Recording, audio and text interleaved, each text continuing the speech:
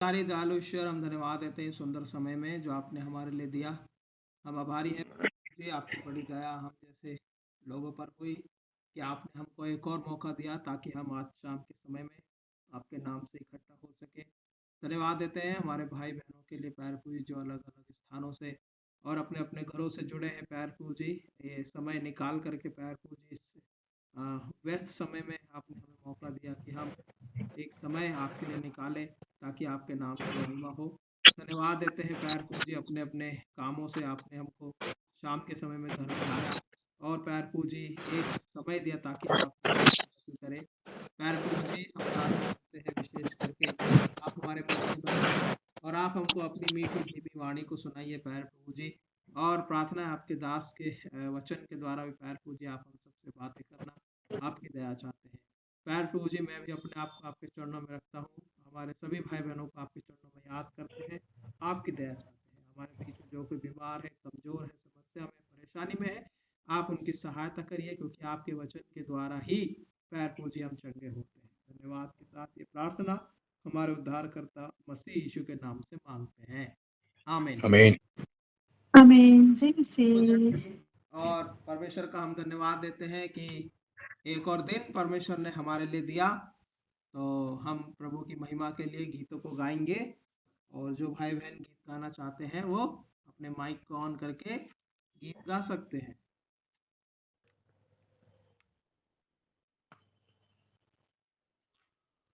जय मसीह सबको। हम भी परमेश्वर की महिमा के लिए एक सॉन्ग गाना चाहते हैं। मेरा यीशु है मुझको भला, वही काफी है सदा सर्वदा। मेरा यीशु है मुझको भला, वही काफी है सदा सर्वदा। दुख में रोग में हर मुसीबत में मेरे मन वही काफी है तुझे। दुख में रोग में हर मुसीबत में मेरे मन वही काफी है तुझे। कलवरी के पहाड़ पर चढ़ा था मुकुट कांटों का सिर पर। कलवरी के पहाड़ पर चढ़ा था मुकुट कांटों का सिर पर।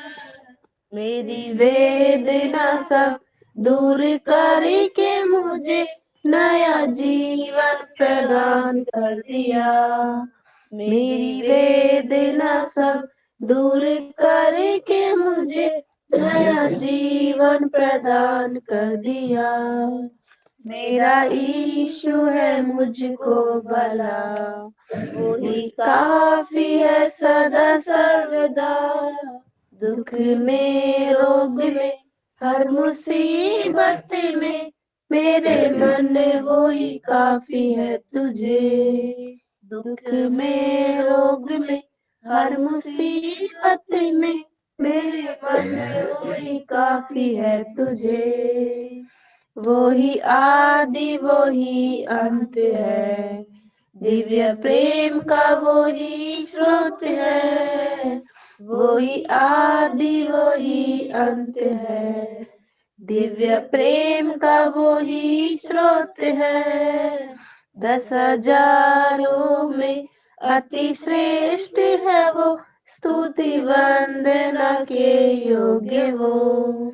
10,000 में अति श्रेष्ठ है वो, स्तुति वंदना के योग्य वो।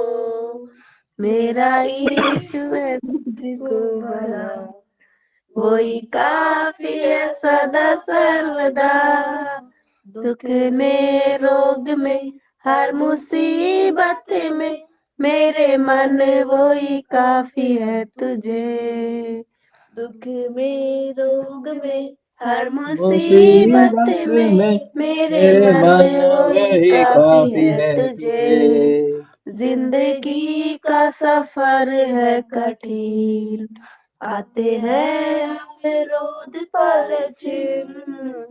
जिंदगी का सफर है कठिन, आते हैं अब रोज पल से, दिन में स्तंभ, रात्रि अग्नि स्तंभ, बन के राह चलाएगा मुझे। दिन में स्तंभ, रात्रि अग्नि स्तंभ, बन के राह चलाएगा मुझे। मेरा यीशु है मुझको भला, वही काफी है ये सदा सर्वदा। दुख दुख में में रोग रोग में में हर हर मुसीबत मुसीबत में में मेरे मेरे मन मन वही वही काफी काफी है है तुझे। तुझे। दुख दुख में में रोग रोग में में हर हर मुसीबत मुसीबत में में मेरे मेरे मन मन वही वही काफी काफी है है तुझे। तुझे। मेरे दुखों का होगा दमन, आंसू पोछेगा जो मुझे ना आंखों की होगी नम। नम, मेरे मेरे दुखों दुखों का का होगा होगा दमन, शमन। आंसू आंसू पोछेगा पोछेगा जो तो राख आंखों की होगी नम। नम। राजा बन के के जब वो बादलों बादलों पर पर आएगा, आएगा, मैं भी मैं भी उड़ उसके उसके संग संग जाऊंगा। जाऊंगा। राजा बन के जब बादलों पर आएगा, मैं भी उड़ उसके संग जाऊंगा। मेरा यीशु है मुझको भला, वही काफी है सदा सर्वदा। दुख में रोग में हर मुसीबत में मेरे मन वही काफी है तुझे। दुख में रोग में हर मुसीबत में मेरे मन वही काफी है तुझे। मेरे मन वही काफी है तुझे। हालेलुया आमीन। धन्यवाद सुंदर गीत के लिए। और कोई भाई या बहन गीत गाना चाहते हैं तो गा सकते हैं। जय मसीह ब्रदर। जय जय मसीह। मसीह। मैं भी एक स्तुति आराधना करना चाहूंगी। ये सभी ने सुना है पर आप लोग भी सुन लीजिएगा ना, इतना अच्छा तो ये नहीं है। जो क्रूस पे कुर्बान है वो मेरा मसीहा है। हर जख्म जो उसका है वो मेरे गुनाह का है। जो क्रूस पे कुर्बान है इस दुनिया में ले आए मेरे ही गुनाह उसको, मेरे ही गुनाह उसको। ये जुल्म सितम उस पर मैंने ही कराया है, मैंने ही कराया है।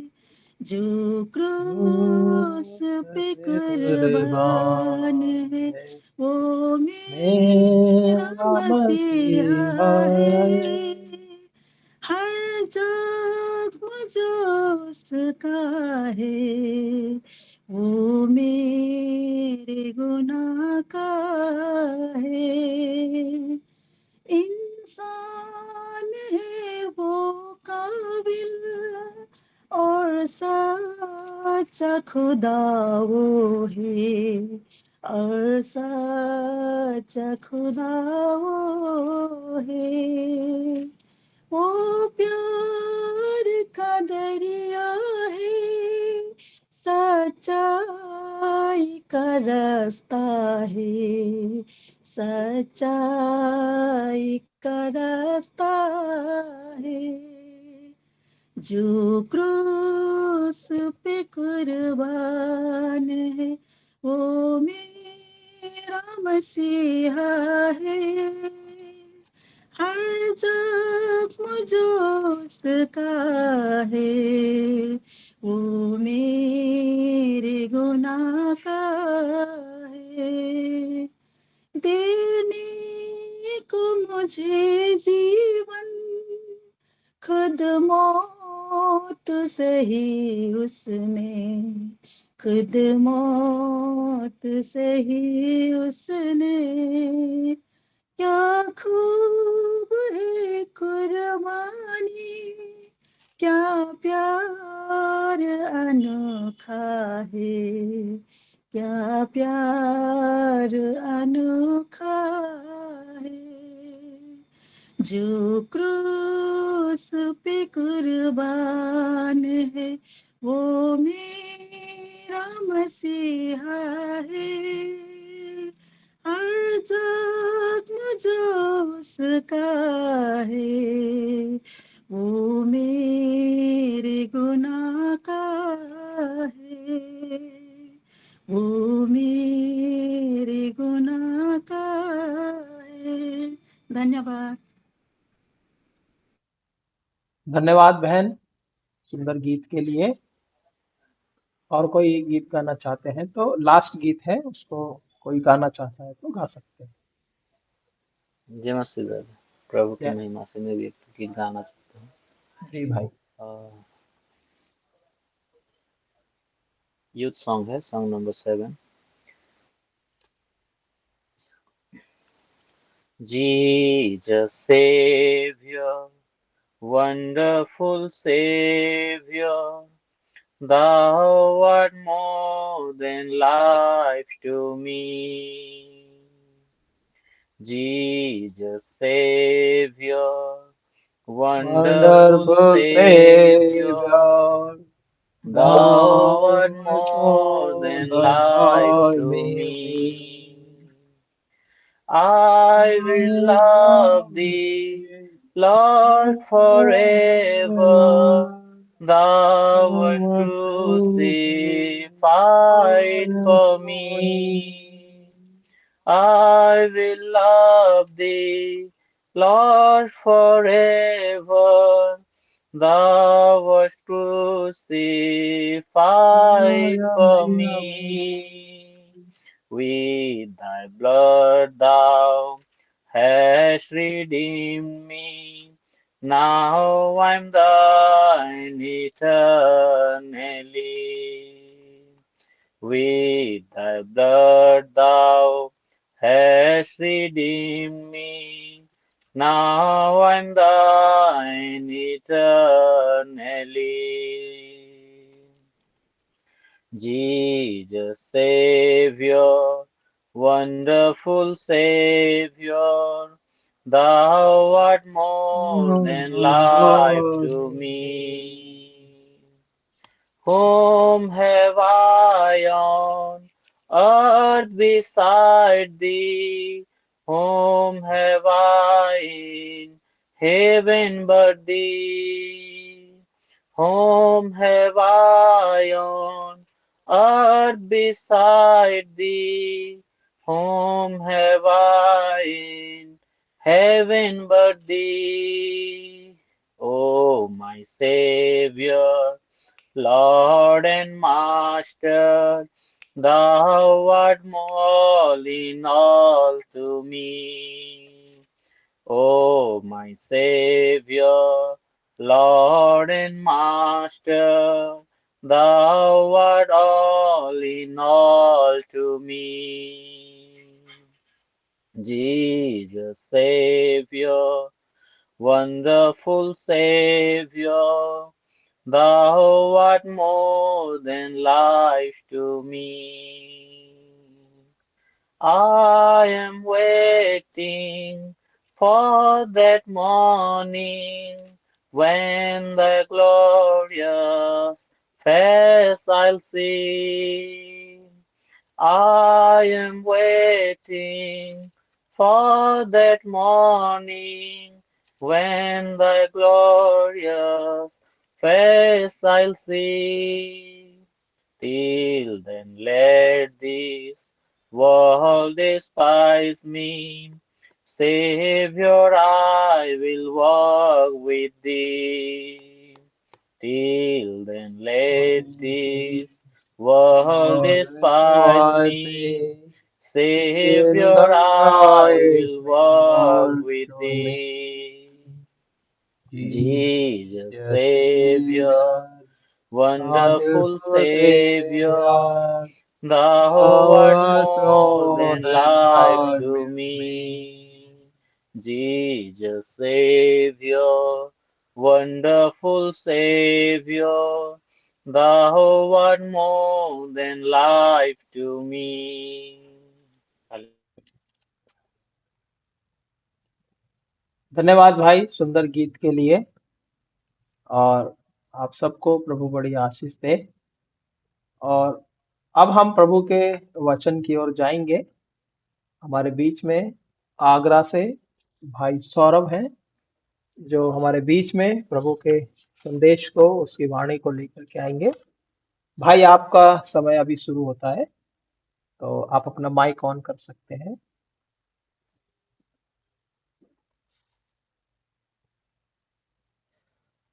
धन्यवाद भाई। जी भाई। सभी को जय मसीह की। जय मसीह भाई। जय मसीह भाई, सौरभ भाई, जय मसीह की। जय मसीह की।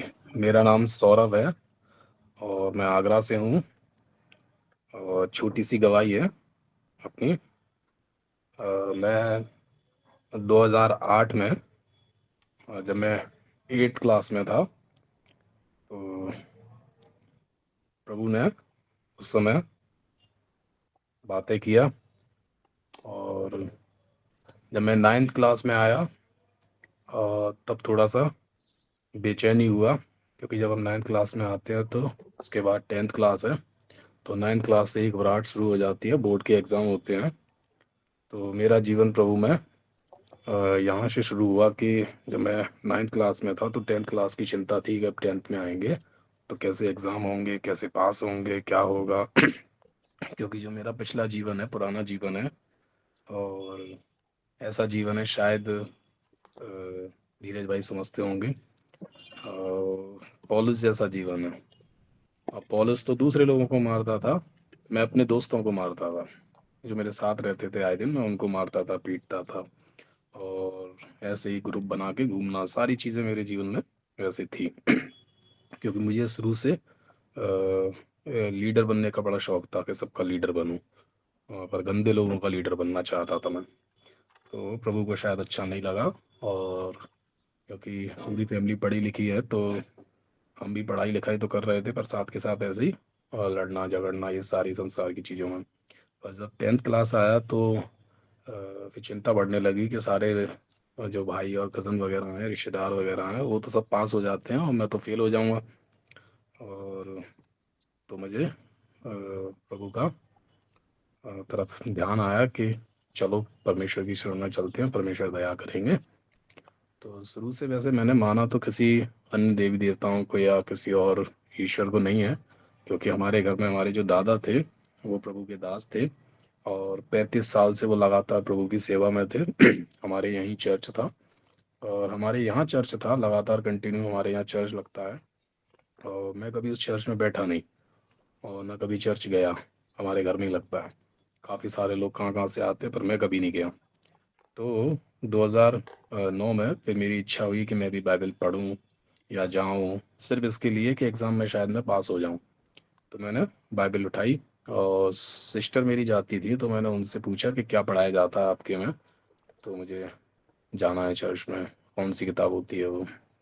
तो फिर उन्होंने मुझे उस समय पे नया नियम दिया। तो नया नियम लेके मैं एक कॉटेज मीटिंग किसी के घर में थी, तब मैं वहाँ गया। तो फिर ये मेरी शुरुआती दौर है कि मैं फिर वहाँ से जाना शुरू किया। तो होते होते फिर मैं प्रभु में बढ़ता रहा। तो इस शॉर्ट में ये है कि फिर मेरा उद्धार हुआ, और फिर मैंने 2014 में मेरा झांसी में बपतिस्मा हुआ। और फिर चलता रहा प्रभु में। तो 2018 में और हमारे दादा प्रभु में चले गए, तो तब से जो सेवा थी हमारे घर की, क्योंकि दादा अकेले थे तो यहाँ कोई और जाता नहीं था घर में, तो ये सेवा परमेश्वर ने मुझे दे दी, और ये अनुग्रह कर दिया परमेश्वर ने। तो आज हम थोड़ा सा इसी अनुग्रह के विषय में देखेंगे। और ऐसा ही फिर परमेश्वर ने 2018 से लेके आज तक परमेश्वर मुझे अन्य अन्य जगहों में लेके जा रहा है। और ये मेरी पहली ऑनलाइन मीटिंग है कि जिसको मैं वचन से शेयर कर रहा हूँ। तो प्रभु इसमें भी सहायता करेंगे। तो आज हम जैसा अनुग्रह मुझ पे हुआ और वैसा ही अनुग्रह बाइबल में कई लोगों पे हुआ। तो हमारे जीवन में सारी चीज़ें तो अच्छी हो सकती हैं। मैं एक अच्छी वेल एजुकेटेड फैमिली से हूँ, मेरे पिताजी अच्छी नौकरी में हैं, मेरे सब घर वाले लोग पढ़े लिखे हैं और मैं भी सब कुछ अच्छा ठीक चल ही रहा है, कपड़ा पहनना ओढ़ना, दोस्त रिश्तेदार सब सब कुछ अच्छा है। पर ये लिखा है कि सब कुछ जैसे ग्रह होते हैं और कौन सा ग्रह किसका ठीक है, कौन सा ग्रह किसका खराब है। पर मुझे समझ में आया कि ग्रह तो सब ठीक होते हैं, एक ग्रह खराब होता है बस, और वो ग्रह है अनुग्रह।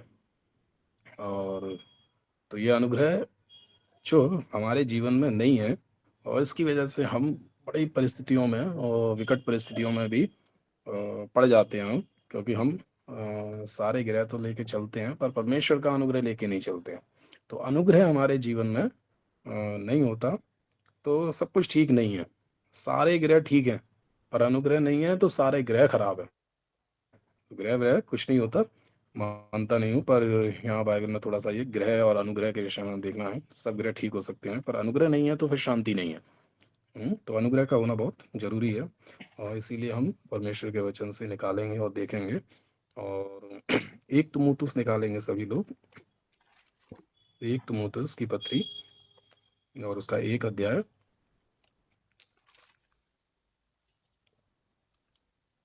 और इसमें कोई एक भाई जो सहायता करें हमारी पढ़ने में, तो जिससे आवाज़ साफ आए और एक ही की आए। तो उसमें हमारे कोई भी एक भाई अपना माइक अनम्यूट करके उसको पढ़ सकते हैं। 12 नंबर से देखेंगे और इसको 16 से पढ़ेंगे हमेशा, कोई भी एक भाई।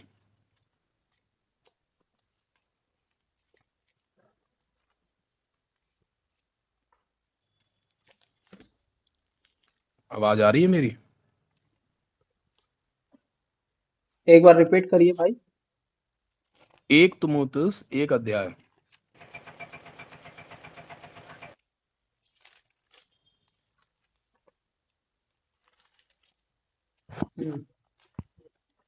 पहले अध्याय का बोलने तो पहला वचन। 12 से 16 तक, पहला वचन नहीं, 1 अध्याय और 12 से 16 तक। और मैं अपने प्रभु एक कोई एक। जी धीरज भाई। मैं अपने प्रभु यीशु मसीह का, जिसने मुझे सामर्थ दी है, धन्यवाद करता हूँ कि उसने मुझे विश्वास योग्य समझकर अपनी सेवा के लिए ठहराया। मैं तो पहले निंदा करने वाला और सताने वाला और अंधेर करने वाला था, तो भी मुझ पर दया हुई, क्योंकि मैंने विश्वास की दशा में बिना समझे बूझे ये काम किए थे। और हमारे साथ हमारे प्रभु का अनुग्रह उस विश्वास और प्रेम के साथ जो मसीह यीशु में है बहुत आयत से हुआ।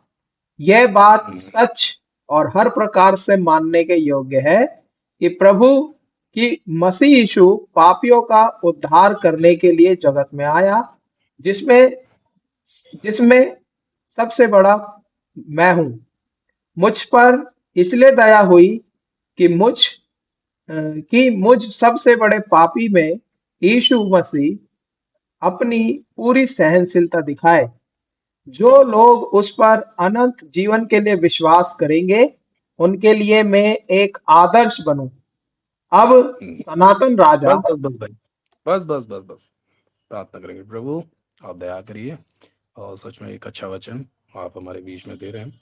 मेरी बुद्धि समझ ज्ञान को आप दूर करके और अपनी ओर से मुझे, और ये पहली ऑनलाइन मीटिंग में आपने ये अनुग्रह दिया एक और इसके द्वारा प्रभु जी मैं जितने भी बहन भाई और ऑनलाइन मीटिंग में हैं मैं उनको प्रभु जी सरल शब्दों में प्रभु जी बता सकूं, तो ऐसी बुद्धि समझ और ज्ञान और बोली भी दीजिए। और आपकी उपस्थिति को प्रभु जी हम सब के बीच में चाहते हैं। इस वचन से शांति पाएं, आपकी स्तुति हो, महिमा करें। प्रार्थना को सुने यीशु के नाम से मांगते हैं, आमीन। आमीन। तो यहाँ हम अनुग्रह देख रहे हैं। तो यहाँ पौलुस का अनुग्रह है वैसे तो, और पौलुस भी मेरे जैसा व्यक्ति है और परमेश्वर का इसलिए ये क्या करता है, धन्यवाद करता है। और मैं अपने प्रभु यीशु मसीह का, जिसने मुझे सामर्थ दी है, धन्यवाद करता हूँ कि उसने मुझे विश्वास योग्य समझकर और सेवा के लिए क्या किया है, ठहराया है। और ये जो अनुग्रह है, ये अनुग्रह इस दुनिया को जीने के लिए परमेश्वर ने नहीं दिया। और इस दुनिया में बहुतों का अनुग्रह हमें मिला है, और अलग अलग प्रकार के अनुग्रह मिले। और वो अनुग्रह सामाजिक जीवन को जीने के लिए या सांसारिक जीवन को जीने के लिए मिले। पर परमेश्वर का जो अनुग्रह मिला तो वो अनुग्रह परमेश्वर ने अपनी सेवा के लिए हमें दिया, परमेश्वर की स्तुति के लिए दिया। क्योंकि हम यहाँ देखते हैं, पौलुस को निकालेंगे, पौलुस 9 अध्याय में और प्रेरितों के काम निकालेंगे।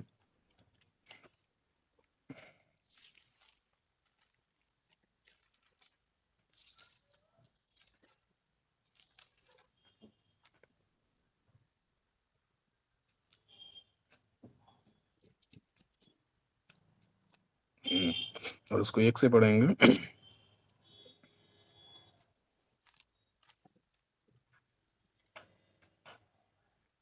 शाऊल, जो अब तक प्रभु के चेलों को धमकाने और घात करने की धुन में था, महायाजक के पास गया और उससे दमिश्क के आराधनालयों के नाम पर इस अभिप्राय की चिट्ठियां मांगी कि क्या पुरुष क्या स्त्री जिन्हें वो इस पंथ पर पाए, उन्हें बांधकर यरूशलेम ले आए। हम्म, परंतु चलते और चलते वह दमिश्क के निकट पहुंचा तो एकाएक आकाश से उसके चारों ओर ज्योति चमकी हम्म, और तो वह यहाँ पे तो यहाँ हम देखते हैं कि पौलुस का काम ही यही है। और पौलुस एक बहुत बड़ा शक्तिशाली व्यक्ति है और एक टीम का लीडर है, और उसको ये सारा काम करने को दिया जाता है।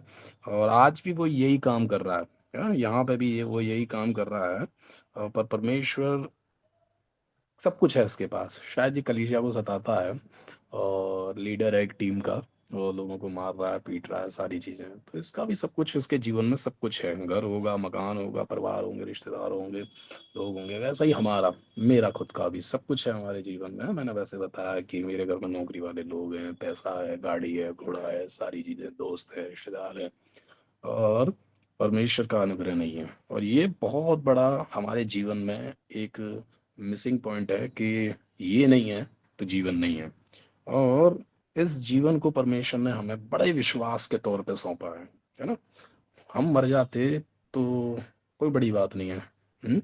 और कितने ऐसे पापी लोग हैं जो मर गए, परमेश्वर को बहुत ज्यादा वैसा नहीं है, कितने हजारों लाखों करोड़ों हैं जो मर रहे हैं आए दिन और पाप में जीवन गुजार। हम भी मर जाते, मैं भी मर जाता हूँ, और उसकी आराधना करने वाले तो और भी हैं, बहुत हैं।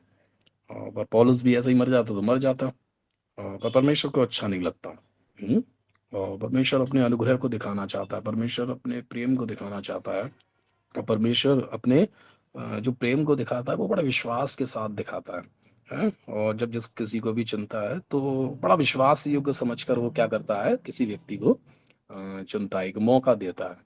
और ऐसा ही पौलुस को भी बाइबल में लिखा है, हमने भी देखा, 1 12 एक अध्याय उसका 12 वचन में, और मैं अपने प्रभु यीशु मसीह का, जिसने मुझे सामर्थ्य दी है, धन्यवाद करता हूँ कि उसने मुझे विश्वास योग्य समझकर क्या दिया, ये सेवा, और उसके लिए मुझे ठहराया है। क्योंकि वो अपनी गवाही को जानता है कि मैं इस लायक नहीं हूँ।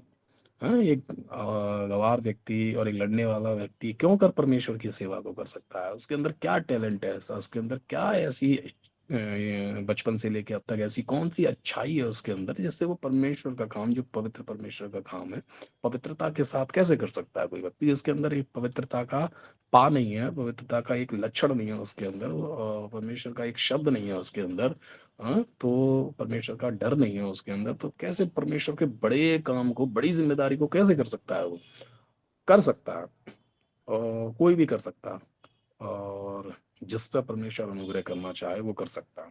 और ऐसा ही अनुग्रह परमेश्वर ने और पौलुस पे किया। और ये अनुग्रह जिस पे भी परमेश्वर करता है, बड़ा प्यार से करता है और बड़ा विश्वास योग्य समझ कर करता है। और वो इसलिए और करता है क्योंकि इस दुनिया में पापी तो सभी है। बाइबल भी कहती है कि सबने पाप किया, तो सबने पाप किया, तो इसका मतलब ये नहीं कि परमेश्वर की महिमा नहीं होगी। तो परमेश्वर नजर डालता है। और परमेश्वर की दृष्टि सारी पृथ्वी पर, दो इतिहास में लिखा है, सारी पृथ्वी फिरती रहती है और वो देखता है कि हाँ ठीक है, पाप सबने किया, पर कोई तो होगा जो अपने मन को निष्कपट भाव से मेरी तरफ शायद लगा सकता है। और इसीलिए विश्वास योग्य समझकर ये सेवा परमेश्वर ने पौलुस को दी। और पौलुस अपनी गवाही देता है कि मैं तो पहले निंदा करने वाला, सताने वाला, अंधेर करने वाला, और ये सारी चीजें, और लिखा है फिर भी, है ना, इसमें क्या लिखा है, और तो भी मुझ पर दया हुई। हाँ? और वो बता रहा है कि उसके अंदर कोई क्वालिटी नहीं है, फिर भी क्यों परमेश्वर ऐसे कामों को कर रहा है उसके साथ, क्यों फिर भी उसके पीछे पड़ा हुआ है, क्यों उसके ऊपर फिर भी दया कर रहा है। अच्छे लोग और भी मिल सकते थे परमेश्वर को, इसके ऊपर क्यों? क्योंकि परमेश्वर अपनी सहनशीलता को दिखाता है, परमेश्वर अपने प्रेम को दिखाता है। बाइबल तो कहती है पाप की मजदूरी मृत्यु। क्या पौलुस पापी नहीं था? पर नहीं, परमेश्वर बताता तो है कि पाप की मजदूरी मृत्यु है, परंतु जो लोग परमेश्वर पर विश्वास करेंगे और जिसके जीवन में परमेश्वर का अनुग्रह आएगा, तो वो बच सकते हैं और जीवन में बड़ी ही शांति पा सकते हैं। और इसीलिए ये लिखा है कि तो भी मुझ पर दया हुई। क्यों? क्योंकि परमेश्वर जानता है, परमेश्वर जानता है कि इनको परमेश्वर का वचन कभी नहीं मिला। और क्योंकि जो काम जो हम करते थे वो कैसे करते थे, अविश्वास की दशा में, है ना, बिन समझे बूझे। और ये काम हमने क्या है किए थे। परमेश्वर जानता है कि यार इनके जीवन में जो पाप है वो इनकी वजह से नहीं आया, है ना, और ये प्रथम आदम अब्बा की वजह से सब कुछ हुआ, और उसकी सजा परमेश्वर बच्चों को नहीं देना चाहता। हाँ? और इसीलिए सारा जगत को परमेश्वर ने बचाने के लिए अपने इकलौते पुत्र को भेजा कि ठीक है, आदम और अब्बा ने जो पाप किया उसकी सजा और उनके बच्चों को ना मिले। पर बच्चे ही ऐसे निकले। आदम अब्बा को जब देखा तो उसके कैन और हाबिल को हम देखेंगे तो बच्चे ही ऐसे गड़बड़ वाले निकले। और फिर भी परमेश्वर लगातार अपनी सहनशीलता को क्या कर रहा है, वो आज भी हमें दिखा रहा है। और क्योंकि अविश्वास की दशा में हमने वो सारे कामों को क्या किया, और अपने जीवन में पाप को किया। पर यहाँ लिखा है अविश्वास की दशा में बिन समझे बूझे ये काम किए थे, फिर भी, और हमारे प्रभु का अनुग्रह उस विश्वास और प्रेम के साथ, है ना। और ये परमेश्वर का जो अनुग्रह है, मिलावटी अनुग्रह नहीं है। हम्म और प्रेम के साथ है और बड़ा विश्वास के साथ ये अनुग्रह है ना। ये वैसा अनुग्रह नहीं है जैसा संसार का अनुग्रह है ना।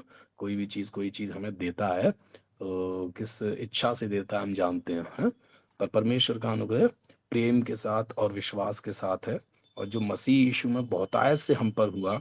और ये बात सच है और हर प्रकार से मानने के योग्य है, मसीह यीशु ऐसा ही प्रेम सबसे करता है, सब पापियों से, क्योंकि लिखा है कि मसीह यीशु पापियों का उद्धार करने आया। और वो प्रेम नहीं करेगा और अनुग्रह नहीं देगा तो कैसे करेगा, और कैसे परमेश्वर की स्तुति इस महिमा इस दुनिया में होगी, और कैसे हर एक जीव अंगीकार करेगी परमेश्वर अगर मौका नहीं देगा। तो ऐसे ही परमेश्वर हमें क्या करता है, मौका देता है और अनुग्रह देता है। और बहुतायत से हुआ, ये बात सच है और हर प्रकार से मानने के योग्य है कि मसीह यीशु पापियों का उद्धार करने आया और जगत में आया।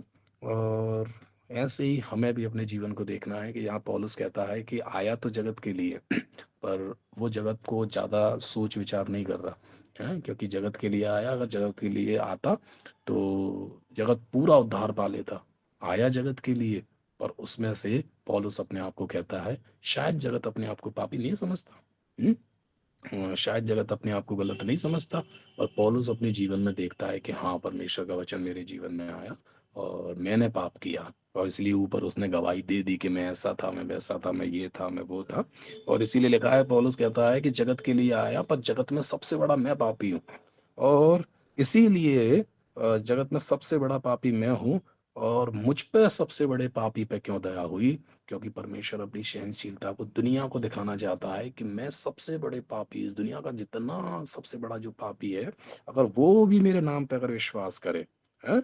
और विश्वास करने का मतलब क्या है, निकालेंगे वही प्रेरितों के काम 3 अध्याय, और उसका हमने क्या पढ़ा, वो 9 अध्याय, उसका हमने 3 वचन पढ़ेंगे। 3 वचन में लिखा है, परंतु चलते चलते जब वह दमिश्क के निकट पहुंचा तो एकाएक से उसके आकाश में से उसके चारों ओर ज्योति चमकी और वह भूमि पर गिर पड़ा। और यह शब्द सुना कि हे शाऊल तू मुझे क्यों सताता है। तो वैसा ही शब्द हमें भी सुनना है ना। और ये शब्द हमें भी अपने जीवन में देखना है, सुनना है, समझना है और फिर क्या करना है, अपने आप को चेक करना है? परमेश्वर हमसे बातें करता है, कैसे हम जीवन को जी रहे हैं और कैसी हम चाल चल रहे हैं, कौन सी कदम हमारे किस तरफ जा रहे हैं? और ये अभी क्या करने जा रहा है, लोगों को मारने और पकड़ने जा रहा है। और परमेश्वर नहीं चाहता, ठीक है जितना पाप तुमने किया, ज्यादा किया, कम किया और आज भी कर रहे हो, ठीक है कोई बात नहीं, पर आज उसका शब्द सुन रहे हो तो अपने मन को कठोर नहीं करना। और इसको शब्द सुनाई दिया तो इसने अपना मन कठोर नहीं किया, और लिखा है और वह भूमि पर गिर पड़ा और ये शब्द सुना कि हे शाऊल मुझे तू क्यों सताता है। उसने पूछा है, उसने पूछा कि हे प्रभु तू कौन है। उसने कहा मैं यीशु हूँ। आज भी हमारे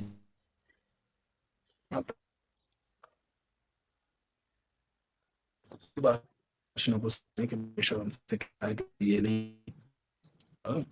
और वो हमें समझाता भी है गाड़ी के द्वारा, अपने शब्द के द्वारा। और वो बताता भी है कि यीशु तेरा उद्धार करता हूँ, तुझे ऐसे नहीं करना। पौलुस की तरीके से हमें भी अपने जीवन को ऐसे ही देखना है, जब उसके शब्द को सुने तो इग्नोर नहीं करना और बचना है कि हम कर क्या। उससे पूछा उसने उससे पूछा प्रभु तू कौन है। ये उसने कहा, यीशु ने उससे यीशु हूँ जिसे ताता हूँ। और 6 नंबर में परंतु अब उठकर नगर में जाए वह तुझसे कहा जाएगा वो काम मत कर जो तू कर। दुनिया ठीक नहीं कर जो हमारा मन करे। हाँ? परमेश्वर के शब्द से कुछ काम नहीं है, परमेश्वर की बात बच्चे भी कुछ काम करने हैं। हाँ, अपने को जीने के लिए, हाँ, और अपने तरीके से अपने जीवन को जीने के लिए हमारा यहाँ जन्म नहीं हुआ। उसकी भी इच्छा को क्या करना है, समझना है। और परमेश्वर नहीं चाहता कि ये अब लोगों को सताए, और इसीलिए परमेश्वर ने उससे बोला परंतु अब उठकर नगर में जा और जो कुछ तुझे करना है वो मैं तुझे बताऊंगा। और ऐसा ही अनुग्रह परमेश्वर ने बताया। तो बुरा समय चल रहा है ना? ये पौलुस लोगों को सता रहा है, मार रहा है, पीट रहा है, वो इसका काम नहीं है। इसका काम है लोगों को बचाना। और परमेश्वर अनुग्रह देगा इसको, परमेश्वर शांति देगा इसको, है? और इसको सताया जाएगा, मारा जाएगा, पीट होगा। और परमेश्वर ने बोला, और 16 नंबर में पढ़ेंगे कोई। और मैं उसे बताऊंगा कि मेरे नाम के लिए उसे कैसा कैसा दुख उठाना पड़ेगा। हाँ, ये परमेश्वर हमें काम को जब देता है तो उस काम में हाँ मानते हैं कि तकलीफ होती है, क्योंकि हम जब बचपन से इस जीवन में पैदा हुए और जब से हमारी समझ हुई तो हम काम किए ही नहीं, हमने वो काम जो आसान है। हाँ, ये हमारी जो मानव शैली है, हम वो काम करते हैं जो आसान है, अच्छे हैं, जल्दी हो जाए, अच्छे से हो जाए, हमारे मन के हो, जिससे अच्छा फील हो, वो हो, फायदा हो, वो हो। तो ये काम करने को कहते हैं। और वही वाला काम कर रहा है जो उसके मन में आ रहा है वो कर रहा है। पर एक अब शब्द को हमें क्या करना है, सुनना है। ठीक है, अब मैं 32 साल का हूँ या कितनी भी साल का है, और किसने कितना समय लिया और मन के अनुसार कर लिया, ठीक है, अब तक कर लिया वो भी ठीक है। पर आज उसके शब्द को क्या करना है, सुनना है। और परमेश्वर बताएगा कि तुझे वहां जाना है। और परमेश्वर ने बताया भी कि उसको कैसा कदम उठाना होगा।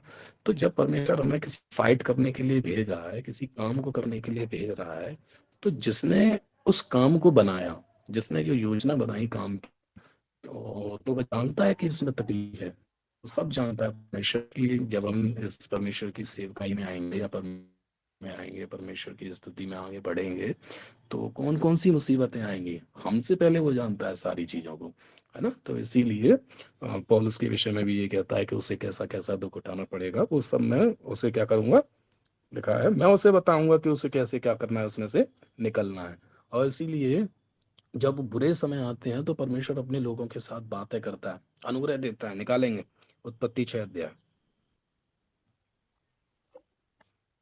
6 अध्याय उत्पत्ति और उसका 7 वचन पढ़ेंगे। तब यहोवा ने कहा, मैं मनुष्य को जिसकी मैंने सृष्टि की है पृथ्वी के ऊपर से मिटा दूंगा। ये बहुत बुरा समय है उस पृथ्वी के लिए, हैं? और परमेश्वर ने पहले जब बनाया तो बोला अच्छा है, अच्छा है, अच्छा है, और फिर जिस मनुष्य को बनाया उसको बनाने के बाद परमेश्वर ने बोला कि ये तो बहुत अच्छा है। और फिर हम देखेंगे 2 अध्याय, 3 अध्याय, 4 अध्याय, 5 अध्याय, खत्म भी नहीं हुआ पूरा 6 अध्याय, और परमेश्वर ने देखा कि ये तो गड़बड़ हो गया सब, और ये मनुष्यों के कारण गड़बड़ हो गया सब कुछ। और फिर परमेश्वर ने देखा कि बड़ा पछताया परमेश्वर, और मैं सबको क्या कर दूंगा, नाश कर दूंगा। और मैंने बोला ना अभी, जैसे परमेश्वर नाश करने से बिल्कुल खुश नहीं होता। और फिर मैंने बताया भी, तो इतिहास में लिखा है परमेश्वर की नज़र सारी पृथ्वी पर फिरती रहती है, जिसका मन उसकी ओर निष्कपट भाव से लगा रहता है ना, और उसके ऊपर वो अनुग्रह करता है। यहाँ पे परमेश्वर ने पूरी सृष्टि को नाश करने का मन बनाया, और लिखा है मैं उसको सबको नाश कर दूंगा। क्यों? और आगे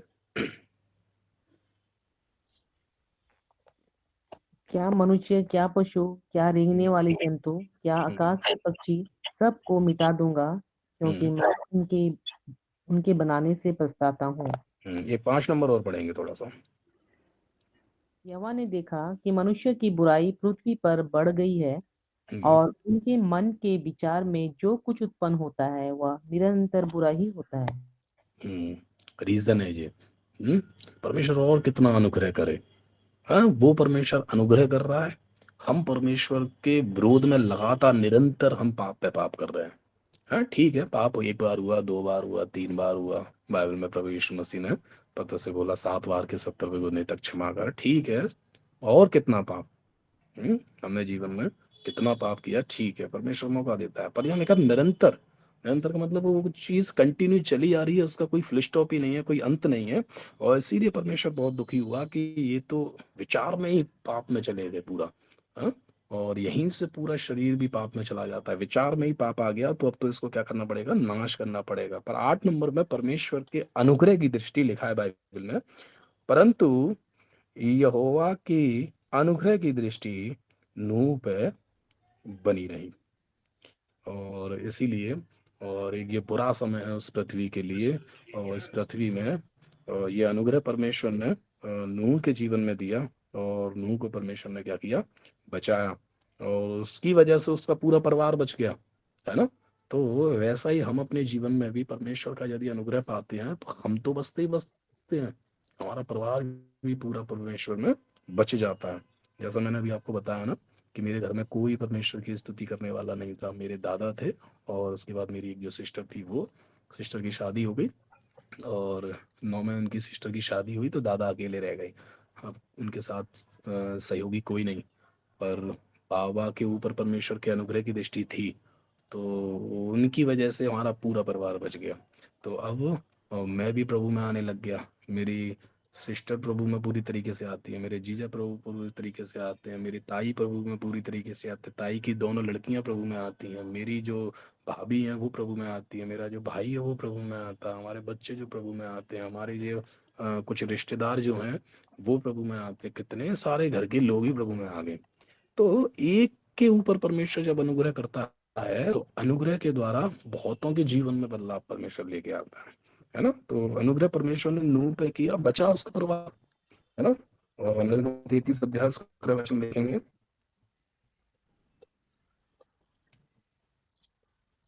निर्गमन 33 उसका 17।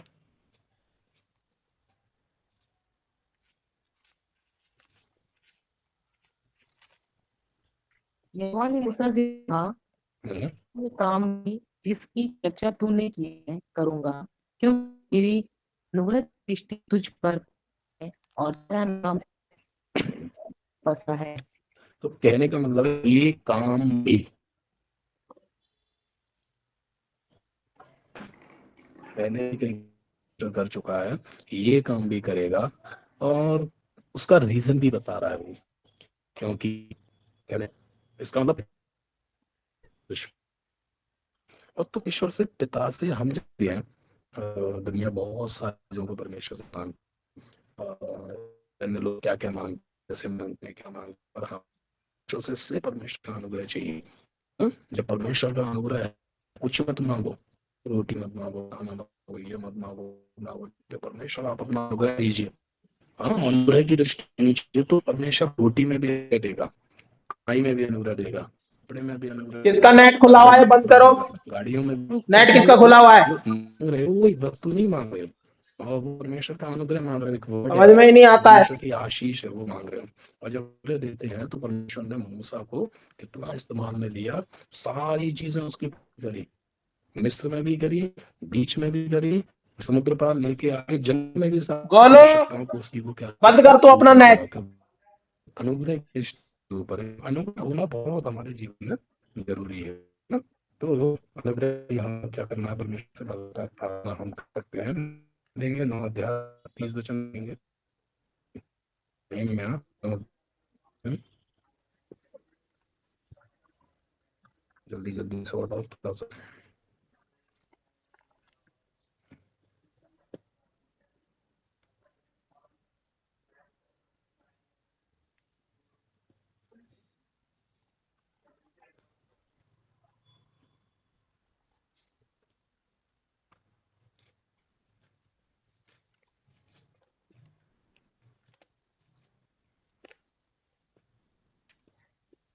नहम्याह 9 अध्याय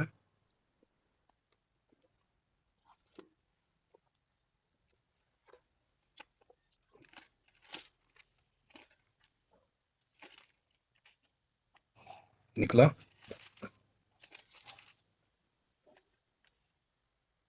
जी भाई। 30 नंबर 9 का। तू तो बहुत वर्ष तक उसकी सहता रहा और अपने आत्मा से नबियों के द्वारा उन्हें चिताता रहा, परंतु वे हम्म, कान नहीं लगाते थे, इसलिए तूने उन्हें हम्म। देश देश के लोगों के हाथ में कर दिया। तो परमेश्वर हमसे बातें तो कर रहा है लगातार, हाँ। और बाइबल में क्या लिखा है, वो सह भी रहा है, पर एक हद होती है किसी चीज की सहने की, है ना। जो चीज कंटिन्यू चलती है तो परमेश्वर उसमें भी फिर क्या करता है, पछताता है कि भाई मैं कितना समझाऊं इनको। और इसीलिए लिखा है, तू तो बहुत वर्ष तक उनकी सहता रहा और अपने आत्मा से नबियों के द्वारा उन्हें चिताता रहा, परंतु वे कान नहीं लगाते थे, इसलिए तूने उन्हें देश देश के लोगों के हाथ में कर दिया, है ना। तो इसीलिए हमें भी परमेश्वर के अनुग्रह में आगे बढ़ते हुए और उसकी बात को सुनना है ना। तो एक निकालेंगे, कई हैं, और उसका रोमियो 5 अध्याय उसका 2 वचन और पढ़ेंगे। जिसके द्वारा विश्वास के कारण उस अनुग्रह तक जिसमें हम बने हैं हमारी पहुंच भी हुई, और परमेश्वर की महिमा की आशा घमंड करें। और एक और इफिसियोस 2 अध्याय उसका 8।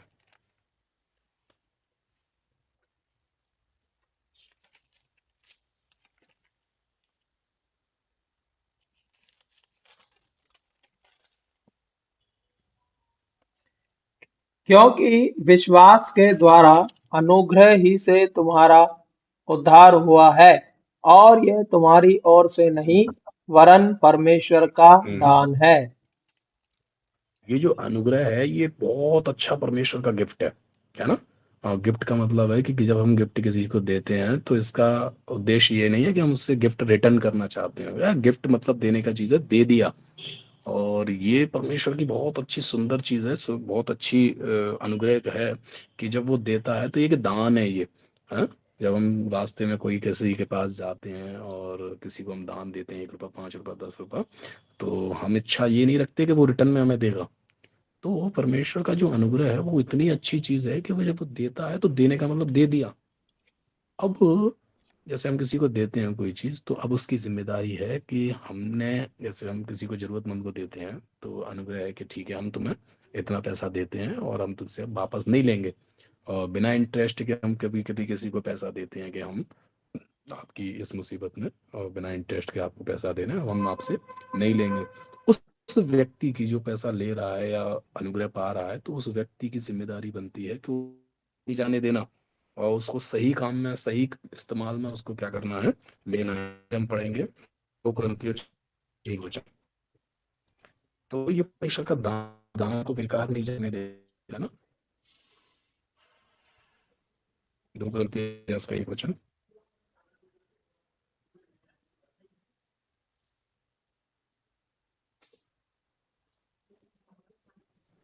भाई, 2 कुरिन्थियों क्या 1 वचन। 1 का 10 ब्रदर। 1 का वो 6 का 1 कुरिन्थियों 6 का 1। 6 हम का जो परमेश्वर के कर्मी है यह भी तो हम परमेश्वर के सहकर्मी हैं, है ना। तो हमें सबको यही जिम्मेदारी समझनी है।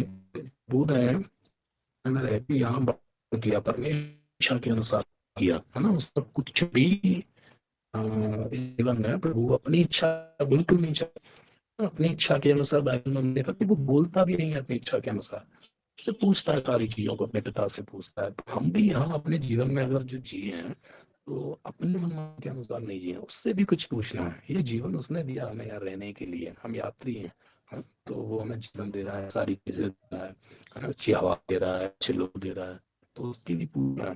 तो हम उसके कर्मी हैं, तो प्रभु कर्मी है, तो प्रभु ने जितना काम किया उसके बाद चेलों ने किया, उसके बाद हम करना है। तो हम जो उसके सहकर्मी हैं, सब लोगों को एक दूसरे को ये समझाना है कि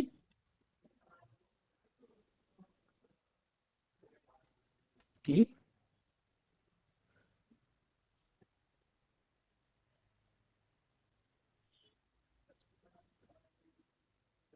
परमेश्वर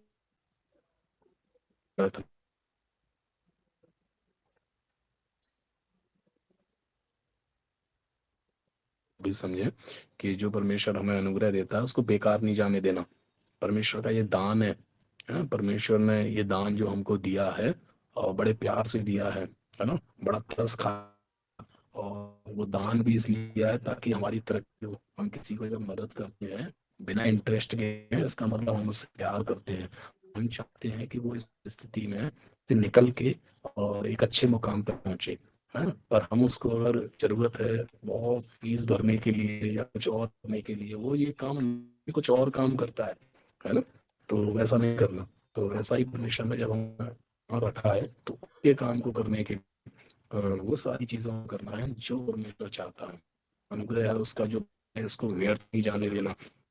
तो क्योंकि अनुग्रह से हमारा क्या हुआ, उद्धार हुआ, अनुग्रह ही से शांति पाया, अनुग्रह से ही हमारा पाप क्षमा हुए। तो ये परमेश्वर का अनुग्रह है, इसको व्यर्थ जाने देना। उसके साथ परमेश्वर यही अनुग्रह से भलाई करी, नूह के साथ भी परमेश्वर ने यही अनुग्रह से करी, मूसा के साथ परमेश्वर ने यही साथ करी। तो हम भी अपने आप को देखें कि हमारे साथ परमेश्वर ने ऐसा ही किया, क्योंकि हम तो इसमें लायक नहीं थे। पुलिस कहता है कि सदा मैं वैसा था, तो भी करता है परमेश्वर।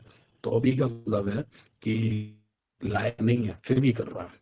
इसका मतलब करने का है कि वो आपसे बहुत ज्यादा प्यार करता है और उसके लिए आप बहुत इम्पोर्टेंट हो। और वो चाहता है कि आप एक अच्छे जीवन को जिए, और उसकी बड़ी इच्छा आपको एक अच्छा जीवन देने की। हम्म, तो ये अनुभव है। तो इस अनुग्रह के साथ हम अपने जीवन को जी रहे हैं। तो इस अनुग्रह को व्यर्थ भी न जाने दें, और जितना समय हमें जीवन मिला है उसमें हम परमेश्वर की स्तुति आगे भी हम करें। तो प्रभु सोच हमें और आपको सबको आशीष दे, और हम भी परमेश्वर के अनुग्रह को व्यर्थ ना दें, ऐसे हम पकाएंगे। ठीक है।